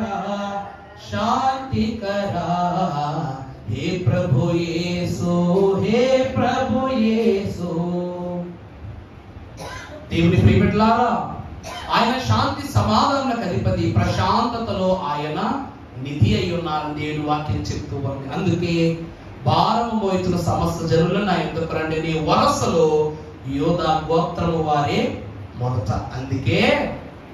అందుకే ఈ లోకంలో ప్రభు కూడా గోత్రాన్ని ఎన్నుకున్నారు. అంత మాత్రానికే కాదు, మనం చూసినట్లయితే న్యాయాధిపతుల గ్రంథం 1వ అధ్యాయము 2వ వచనం ఒక్కసారి మనం చదువుదాం. యెహోవా దేవుని ప్రియమిత్రుల న్యాయాధిపతుల గ్రంథము ప్రారంభములోనే దేవుడు ఏర్పాటు చేసిన కనాను దేశములో భాగాలలో మొదటి భాగాన్ని ఎవరికి ఇచ్చారు? యూదా వంశస్థులకు ఇచ్చారు. మీరు దేవునికి ముందు స్తుతి చేస్తున్నారు, దేవుని విషయంలో ముందంచులో ఉంటున్నారు, దేవుని ఏర్పాటు ముందు సాగుతున్నారు. కాబట్టి మొదటి బహుమానం కూడా ఎవరికి ఇవ్వబడుతూ ఉంది? యూదా గోత్రానికి ఇవ్వబడుతూ ఉంది. దేవుని ప్రియబిడ్డలారా, ఇక్కడ దేవుని ఏర్పాటు దేశములో మొదట ఇస్తున్నటువంటి స్వాస్థ్యం ఏదైతే ఉన్నదో అది యూదా గోత్రమునకి. అలాగే తర్వాత 20వ అధ్యాయము 18వ వచనం న్యాయాధిపతుల గ్రంథంలో చూస్తే వీరు లేచి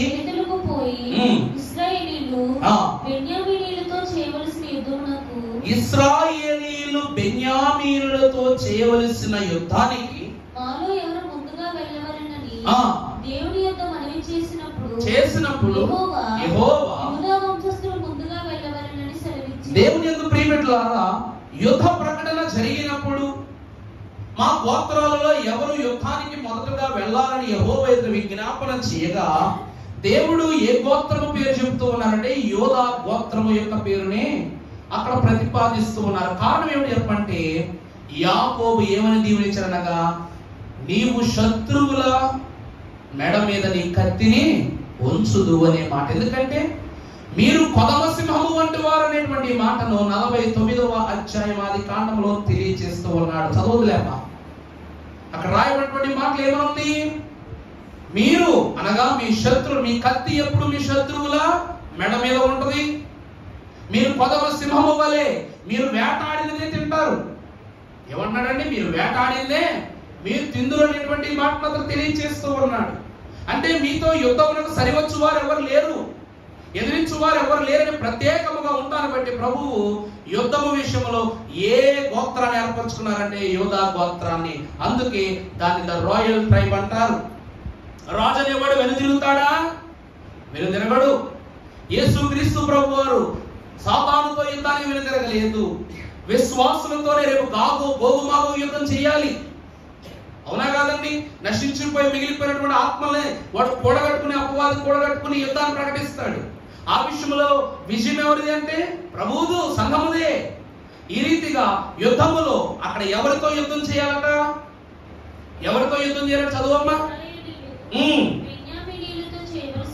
బెన్యామీనులతో, అంటే తన సొంత వారితో మీరు ఏం చేస్తున్నారు? ఇప్పుడు యుద్ధం చేస్తూ ఉన్నారు. మాలో ఎవరు మనమే చేసినప్పుడు యెహోవా యోధా వంశస్థులే ముందు వెళ్ళవలెనని. దేవుని ప్రియమిత్రులారా, యూదులు ఏమై ఉన్నారనగా తీర్పు తీర్చేవారై ఉన్నారు. యూదులు ఎవరండి? తీర్పును తీర్చేవారై ఉన్నారు. రాజు మాత్రమే తీర్పు తీర్చగలడు. యేసుక్రీస్తు ప్రభువారు ధర్మశాస్త్రమునకు అలాగనే కృపాశాస్త్రమునకు దేవుడు ఒక్కడే, దేవునికి మనుషులకు మధ్యవర్తి ఒక్కడే. ఈ రోజు ఈ యుద్ధం ఎవరితో అంటే వారి సహోదరులతో, బెన్యామీనులతో. ఏ విషయంలో ప్రభువా మేము వాళ్ళు ఎదిరించాలి, వాళ్ళ సహోదరులు ఎవరైనా సరే కాస్త అయ్యో నా తమ్ముడే కదా, నా అన్నయ్య కదా, నా వంశమే కదా, నా గోత్రం వాడినే కదా, మా అన్న మా తండ్రి పెట్టలే కదా వెనదరిగితే అప్ప జయము కలుగుతున్న తలంపుతో ఈ దేవుడు యూదా గోత్రాన్ని ఏర్పాటు చేసుకోండి. యుద్ధము విషయమునకు వచ్చేసరికి దేవుని మాటే వారి మాట, దేవుని గెలిపే వారి గెలుపు. అద్భుతమైనటువంటి 4 దీవెనలు, అందులో ఆఖరిది జయము పొందుకొనుట. ఆఖరిగా మనం పరిశుద్ధ గ్రంథంలో చూస్తే సంఖ్యాకాండం 7వ అధ్యాయము ముగించుకున్నామమ్మా. 11వ వచనమమ్మా. సంఖ్యాకాండం 7వ అధ్యాయము 11వ వచనం. బలిపీఠమును ప్రతిష్ఠించుటకు వారిలో ఒక్కొక్క ప్రధానుడు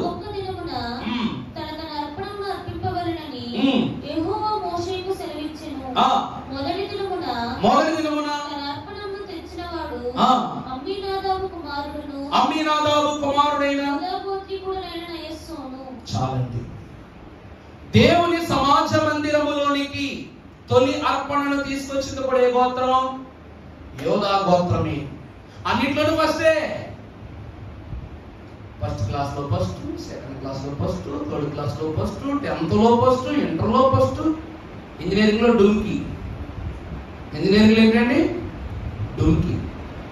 ఇది ఈ లోకంలో మన తీరు, అంతే కదా?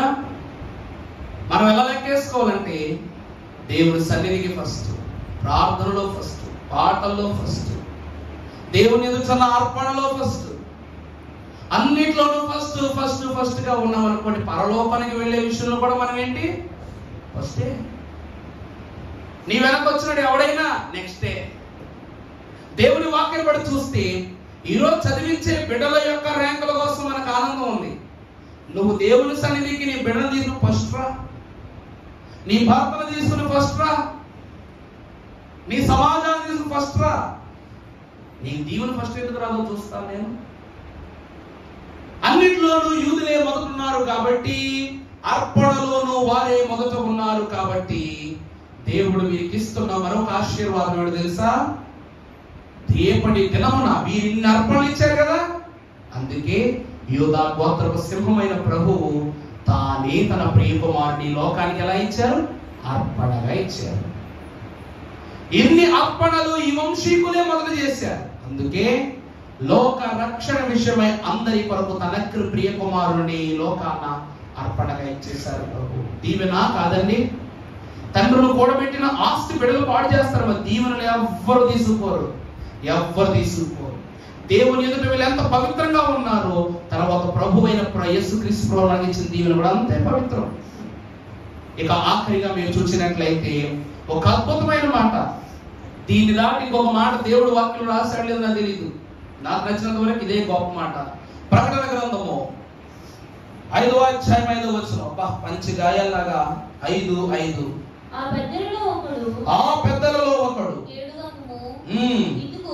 ఇదిగో దావీదుకు చిగురైన 7 ముద్రలను తీసి ఆ గ్రంథమును విప్పుటకై జయము పొందెనని 12 గోత్రాలు ఉన్నాయి. గోత్రానికి 12,000 మంది, అలా 1,44,000 మంది. ఈ 1,44,000 మందిలో ఒక్కడు మాత్రమే తెగుళ్ళు, పరిశుద్ధ గ్రంథ వివరణ యొక్క మహిమను, ఆ గ్రంథమును విప్పుటకు శక్తి గలవాడు ఎవడు? ఈరోజు ఇలా అంటున్నాను, బాక్స్ లో పెట్టుకోవద్దు. వాక్యం చదివే వాళ్ళు ఉన్నా వీళ్ళిద్దరూ చదువుతున్నారని వాళ్ళు చదువుతారు లేదని సాలపడుతున్నాం. ఈ గ్రంథాన్ని విప్పడానికి ధైర్యం ఎంతమందికి ఉంది? నేను మిమ్మల్ని ఏం బాధపెట్టట్లేదమ్మా, నిజమే. లేవీయులైన వారు నిత్యము దేవుని దగ్గరే ప్రార్థన చేశారు, దేవుని ప్రత్యక్ష గుడారంలో ఉన్నారు. కానీ వాళ్ళకి లేదుగా ధైర్యం గ్రంథం విప్పడానికి. ఉందా? లేదు. షిమ్యోనీయులు యూదులకు సహకారులే, లేవీయులకు సహకారులే, వారు పరిశుద్ధులే, వారు విప్పలేకపోయారు. ఇక యోసేపు ఆయన మహాపరిశుద్ధుడు, ఆయన కాదనడానికి లేదు. మరి ఆయన గోత్రం నుంచి ఎవరు ఒక చెయ్యి కూడా లేకపోయారు. అంటే వీరికి ఏమీ లేదు అంటే జయమును పొందుకునే స్థితి లేదు. ఈరోజు నేను బైబిల్ చదువుతాను అయ్యారు ఒకసారి చేతులు ఎత్తండి, చేతులు ఎత్తమ్మా, అది గౌరవమైన చేతులు ఎత్తండి. మరి ఏమన్నా సగం ఎత్తపాలి, ఫుల్ ఎత్తండి. దగ్గరగా 10 మంది చదువుతారు, 10, 15, 12 మంది చదివేవాళ్ళు. ఈ 12 మంది రాలేదు ఈరోజు కార్యక్రమానికి. ఇప్పుడు ఎవరు చదువుతారు? చెయ్యొద్దండి. ఆ 12 మంది రాకపోతే చదివేవాళ్ళు ఎవరు? నాకు రాదు, నీకు రాదు, నీకు రాదు, నీకు రాదు అంట. సర్లే మనకి ఎందుకు అయ్యగారికి వచ్చేదని చదువుకుంటాంలే. నేను వీడియో డిస్ప్లే చేశాను చూసారా? నేను ఒక్క వాక్యం చదివారా? నేను చదువుకున్నా కదా, సేమే కా ఏమండి, సేమ్ ప్రొసీజర్ కదా. ఇంకా నేనే చదువుకుని, నేనే ప్రిపేర్ అయిపోయి, నేనే వాక్యం చెప్పేసి అక్కడ కూర్చొని నేనే వినేసి, నేనే సపోర్ట్లు కొట్టేసుకుని, నేనే టిక్కులు కొట్టేసుకుని, నేను 100 మార్కులు నేనే వేసేసుకుంటామే. దేవుని ప్రియబిడ్డలారా, దేవుని వాక్యములో ఎక్కడమే భాగ్యం కాదు, ఆ గ్రంథాన్ని వెప్పటంలో కూడా మనం ఏమై ఉండాలి, ఆ జయులమై ఉండాలి. అలాంటి వారి జయించిన వారికి తెల్లని రాత్రిస్తాను, జీవవృక్ష ఫలాలను తినే భాగ్యాన్ని ఇస్తాను, కిరీటాన్ని ఇస్తాను. ఇవి దీవెనలు కాదమ్మా, ఇవే దీవెనలు అనుకుంటాం. చూసారా అక్కడ ఏమని రాయబడిందో, అక్కడ ఉన్న గ్రంథమును విప్పుటకు గల సమర్థులు ఎవరు అని దేవుని వాక్యం. 144,000 మందిలో ఒక్కరే, ఆయనే యేసుక్రీస్తు ప్రభువు. అంటే ఆయన ఎంత పరిశుద్ధుడిగా ఈ లోకం భావించిందో, ఆయన పరిశుద్ధతను పరలోకం ఎంత ఘనంగా భావిస్తూ ఉన్నదో గమనించండి. ప్రభువు కూడా మనవలే పుట్టి, మనవలే జీవించి, మనవలే నడిచి, మనవలే నిద్రించి, మనవలే బ్రతికి, మనవలే చనిపోయారు. ఆయన వల్లే మనము చనిపోతాం, మనం కూడా పరిశుద్ధులం అయిపోతాం, మనము పునరుద్ధానం అయిపోతాం. ఆయనకి మనకి వ్యత్యాసం ఉందా? ఆయన కొంచెం ముందైంది, మన తర్వాత పోతుంది అంతే. ఇంత ఆయనను ప్రభు అయిన దేవదేవుని విషయంలో ఉన్న ప్రత్యేకత ఏంటో చెప్పనా? ఆయనకి మనకున్నది, తలపులోనైనా నీ తట్టు చూచిన గాని రవంతయైన నేరంబు లేదు, జనులు చెప్పిన మాటలు తరచి విచారింప రవంతయైన నేరంబు లేదు. చెప్పిన మాటలను చేర్చి విచారింప రవంతయైన నేరంబు లేదు. జనులు చెప్పినవి తరిచి పరీక్షింప రవంతయైన నేరంబు లేదు. నీతిమంతుడు అవివాహిని జనరుడు, మనుజులన్నించు అద్భుత మానవుండు. ఇది యేసుక్రీస్తు ప్రభుని ఇహ చరిత్ర. తలుపులో తట్టు చూసిన రవ్వంతైనను నేరము లేదు. జనులు చెప్పిన మాటలను చేర్చి పరీక్షింప రవ్వంతైనా నేరము లేదు. పోనీ చెప్పిన మాటలను బట్టి, చూసిన చూపును బట్టి అయినా ఆయన దోషం ఉందా కనుక్కుందామంటే అందులోనైనా నేరము కనబడలేదు. నీతిమంతుడు అవివాహి నిజనరుండు. అసలు నిజమైన నరుడు అనే మాటకు వస్తే ఈయన ఒక్కడే, మనుషులనే మించిన అద్భుత మానవుండు. ఇది యేసుక్రీస్తు ప్రభుని ఇహ చరిత్ర. దేవుని వాక్యం వద్దకు వచ్చిన వారులారా, అద్భుతమైనటువంటి మాట కీర్తనకారులు అంటారు, నువ్వు దేనిని విత్తుతావో దాన్ని వస్తావు. యూదా గోత్రీకులు దేవుని ఎదుట మొదట మేమే అనే ఫలాన్ని విత్తారు కాబట్టి, చెట్టును విత్తారు కాబట్టి దాని నుంచి వచ్చే ఫలాలు కూడా మొదట వాళ్ళే తిన్నారు. యేసుక్రీస్తు ప్రభువారు ఆయన రక్తముతో ఫలింపజేసిన ఫలాలను మనం ఈరోజు ఏంటో తెలుసా అండి? ప్రతి ఒక్కరు నీరు పోసి మొక్కలు పెంచుతారు, కానీ ప్రభు రక్తాన్ని పోసి సంఘాన్ని పెంచారు. ఆయన సొంత రక్తాన్ని, ప్రతి రైతు చెమట కార్చి పొలం పండిస్తాడు. మన ప్రభువు ఈ రక్షణ అనే పొలాన్ని రక్తం పెట్టి దున్నారు, రక్తం పెట్టి ఫలింపజేశారు. ఈ రోజు మనం తింటుంది అనుకోకూడదు, కానీ పాపం చేసిన వాళ్ళందరికీ ఉండే గొడవ ఏంటంటే ఇది రక్తపు కూడు, పరిశుద్ధులకు మాత్రమే ఇది పరలోక ధాన్యం. నిజమా కాదండి ఈ మాట? దేవుడు అంత కష్టపడినా దాన్ని గుర్తించకుండా తినేటువంటి వారికి ఏ కూడు అంటారు దాన్ని? రక్తపు కూడు. దేవుని రక్తము చేత నింపబడి ఫలింపబడినటువంటి భోజనం. కానీ నా ప్రభువు నా కోసమే కదా ఈ కష్టం పడ్డాడు, ఇది నా కొరకే అని భావిస్తూ తినేవారు. ఆ రోజు మన్నాను అపహసించినట్లుగా ఈ రోజు ప్రభు పెట్టిన ప్రతి దాన్ని తక్కువ చేసి చూస్తున్నాం. దాన్ని కాకుండా పరిశుద్ధంగా చూస్తే మన్నా కూడా ఈ బిందు ముందు సరిపోదు. ఆ అంతస్తులో యోధా వారు మొదట ఉన్నారు, మనము కూడా ఎక్కడ ఉండాలి? మొదటే ఉండాలి. ఏమంటూ ఉన్నారు అక్కడ? మళ్ళా చదువు 5వ అధ్యాయం 5వ వచనం. అక్కడ ఉన్న 12 గోత్రాలలో ఉన్న పెద్దలలో ఒక్కరు ఏడవకము, దావీదుకు చిగురైన యోధా గోత్రపు సింహము. ఇది పరలోకంలో జరిగిన మాటలండి, భూమి మీద జరిగిన మాటలు కాదు. పరలోకములో యోహాను రాసిన పత్రిక, యోహాను రాసినటువంటి ప్రకటన గ్రంథంలో పరలోక మర్మాలు అన్ని పరలోకంలో జరుగుతున్న మాటలు, పెద్దలు మాట్లాడుకుంటున్న మాటలు. ఇదిగో దావీదుకు, అక్కడ కూడా దావీదు ప్రశంసింపబడ్డాడు పరలోకంలో. దావీదుకు చిగురైన యోధా గోత్రపు సింహము 7 ముద్రలను తీసి జయము పొందినని, ఆ గ్రంథాన్ని విప్పటానికి ఆయన మాత్రమే జయాన్ని పొంది ఉన్నాడని నాతో చెప్పెను. ప్రభునందు ప్రియులారా, విప్పటానికి అనగా ఆ గ్రంథం యొక్క 7 ముద్రలు విప్పటానికి జయం పొందుకోవడం అంటే ఇప్పుడు సమయం లేదు, కానీ మనకు దైవజనులు 7 శుద్ధులు చెప్పారు. ఆ 7 శుద్ధులు 7 ఆశలకు దూరంగా ఉండాలన్నారు. ఆ ఆశలు వీటన్నిటికీ దూరంగా ఉన్నటువంటి వారు మాత్రమే ఈ గ్రంథం యొక్క ముద్రలు విప్పగలరు. ఆ అన్నిటికి దూరంగా ఉన్న వ్యక్తి ఎవరు అంటే దావీదు చిగురైన యోధా గోత్రపు సింహము యేసుక్రీస్తు ప్రభువు. ఇది కేవలం గోత్రం మాత్రమైతే కాదు. ఈరోజు వంశం వల్ల మనిషికి పేరు రాదు, మనిషి వల్లే వంశాలకు పేర్లు వస్తాయి. మా తాత అంటాం ఈరోజు. ఎందుకంటాం? మీ తాతగారు అంత గొప్ప బతికారు కాబట్టి. ఈరోజు మేము ప్రభుదాసయ్య గారు మనవలుగా పేరు పొందుతున్నాం. మా తాతగారు ఆర్జించి పెట్టిన విశ్వాసమే మా యందు మాలికగా కిరీటముగా మమ్మల్ని ఏం చేస్తూ ఉంది? దేవుని సన్నిధిలో వాడబెడతకు. ఈ నోటికి అంత వివరం లేదులేండి అమ్మ. చిన్నప్పటి నుంచి నేను మోషే కంటే నోటి మంది ఇంకలోని, మరి అహరోనులాగా అయిపోయింది అంటున్నారు ఈరోజు. మరి దేవునికి ఎంత మహిమ చెప్పాలి నాకైతే తెలియదు. నేను ఇచ్చే ఏర్పడైనా దేవుడు తక్కువే. దేవుని ప్రియబిడ్డలారా, తత్వము గమనించుకోవాలి. రక్తము కాదు, రక్తము ద్వారా తత్వము రాదు, తత్వము ద్వారానే రక్తము వారం అవుతాం మనం. యేసు క్రీస్తు ప్రభు చరిత్రలో మరియమ్మ గారి రక్తం ఉంది, కానీ ఆత్మ ఎవరిది?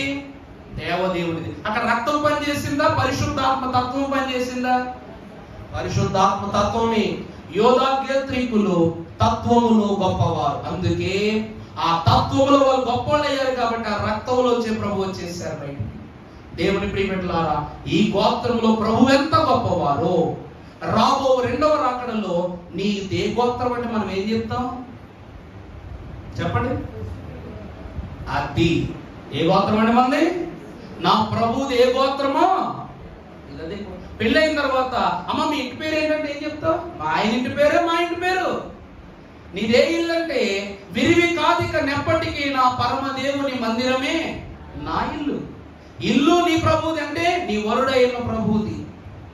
పేరు ఊరు సమస్తం నీ ప్రభుది.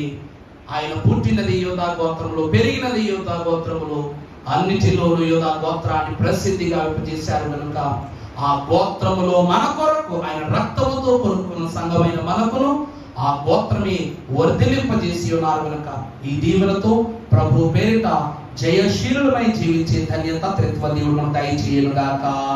ఆమేన్.